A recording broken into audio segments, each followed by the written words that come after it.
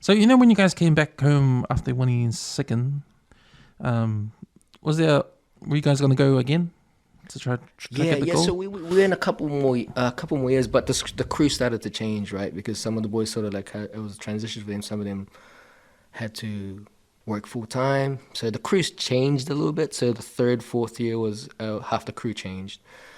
We went back in 2011. No, 2007. Sorry, is the next year after 2006 when we won. And man, that was the biggest transition for my life, bro. It's because we came from second place to 11th, but because there was a lot of like emotional change in the group. You know what I mean? Like the main guy that was looking after us started, oh, not you guys we're a company now. You guys are like the workers, kind of like, oh, dude, like it started to change in that kind of way. So Like the culture. yeah, In the the crew, group. the Yeah. crew vibe changed, bro. So we changed our name to Prestige Dance Crew, which is still on now, which is like still alive, but I'm not in it anymore. It's just like some of the guys have carried it on. Yeah, we went that year and we came 11th, bro. Like, cause we had a massive bail in the crew. Like, I had an accident on stage when one of the Usos was supposed to do a double backflip, but just did one and then bailed. So that was a massive deduction on our card. It was like a do or die for us. Like, he literally decided on the spot, I'm gonna do two. Like, and then we all looked at him during the performance and like, oh, bro, boom, and then just missed the first one. And then, man, he stood up, kept dancing, but by the time the judges already made their mind, like, these guys aren't gonna place because, with a massive accident like that. So yeah, that was a big turning point for us. And then the next year we went back to 2008 and we came fourth. And we were like, that's it, boys. Fourth is still big. We'll stop here, like kind of thing, because we've spent so much money on just all that, that saving up for 4 years straight. That's a massive like Commitment. commitment, man. Like, and then I look back and I'm like, I should have stopped after two. but yeah, I mean, you couldn't. The experience was mad. Like, I wouldn't be standing right here talking to all the primary schools that I go to. And saying my experience, I can't say that without that what I went through, So I can't be thankful enough and blessed enough to have that experience and mention it to kids that, hey man, you can dream big. If you need to follow your dreams, whether it's like dancing, whether it's like you want to be a cop or a doctor or own a business, you got to start from somewhere. There's progression, but there's different ways of learning. You don't have to do literacy all the time. Sometimes you can just watch videos or like voice it out or because back in that day I feel like literacy was a massive thing for us, like to write. Some of us couldn't write because some of us, like, there's a lot of kids, especially like the Maori and Pacific Islanders, where English was our second language, so it was hard to understand the Palangi way. So what we tell the kids is you can learn different ways, not just the one way. There's other ways to learn and better, and we're trying to say it in a dance way. And yeah, bro. So I can't mention my experience without my experience. If I didn't do it, yeah.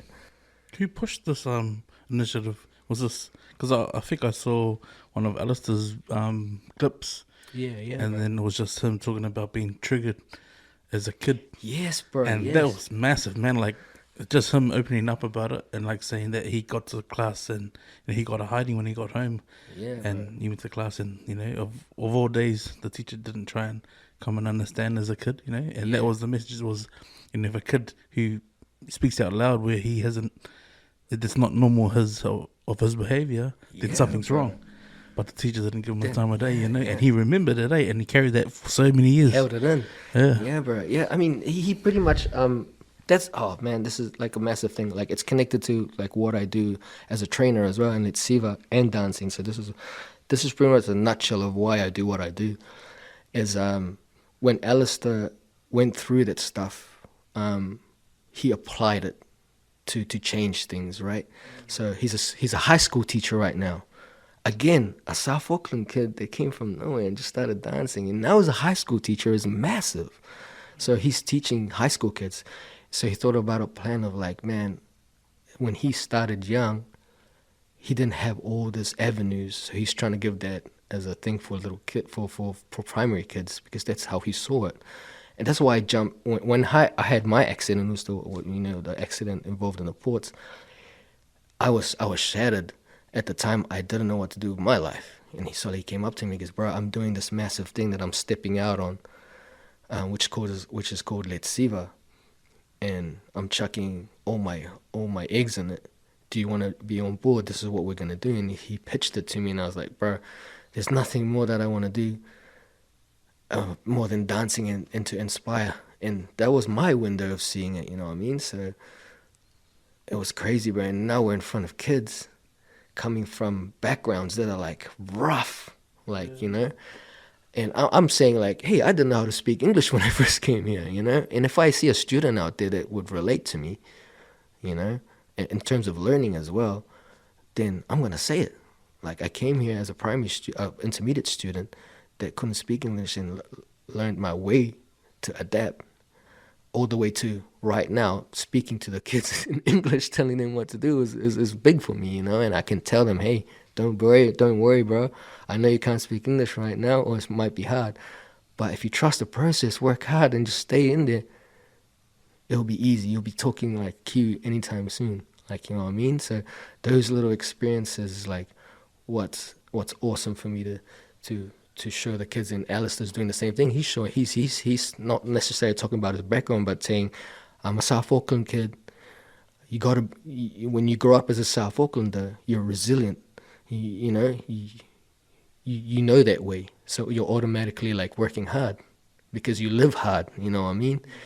And yeah, I fuck with that, bro. Like, to me, it's like, whew, that's massive, bro. Because I can understand. I came to New Zealand from the Philippines, not knowing how to speak English, and then all my mates were the Pacific Islanders because they were going through the same shit because they couldn't like speak English as much. You know what I mean? So they were finding like the Kiwi culture a little bit hard as well. So I was vibing with them because I couldn't vibe with the Palangis. You know what I mean? Because they were just like thought I was weird because I couldn't speak as much. And then so I was like, oh, I'll go with these guys. They're learning the same vibe as me. So that's how I grew up with Samoans, and all the way to Waitakere, you know, until I went out of school. And then Alistair actually thought I was Samoan. I was like, nah, I'm Filipino. You know what I mean? But yeah, bro, I was out of it. And now we get to show that to kids that, you know, we can, coming from a background that's a little bit difficult and a lot more transitions involved. You can achieve you can achieve your dreams. You can achieve your dreams more.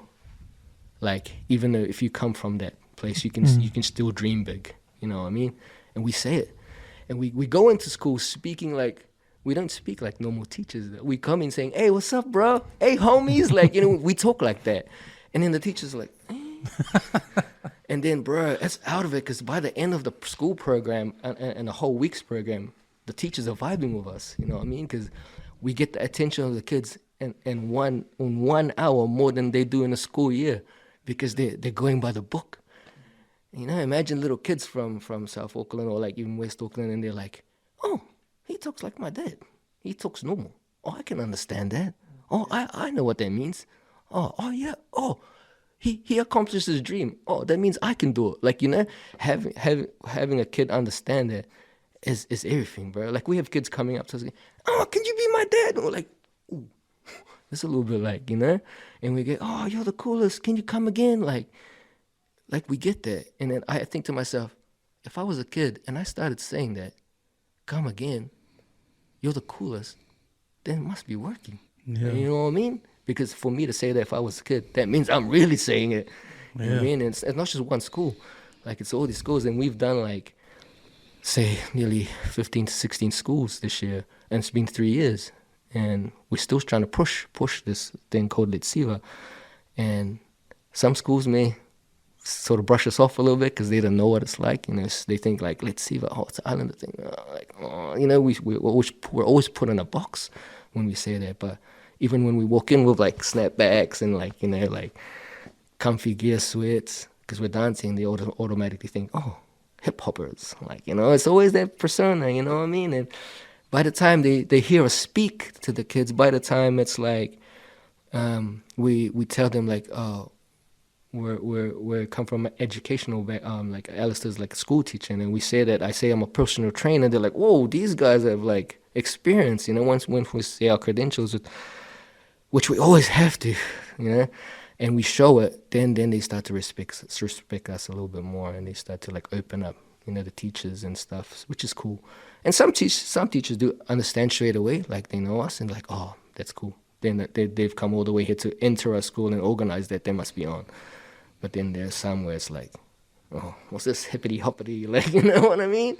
So we always have to prove ourselves, and I feel like for myself, I've been doing that since day one, bro. I always try to prove myself because I'm like, you know, I don't know. It's just I grew up with it. So until this day, I'm trying to prove myself. Yeah. You know what I mean?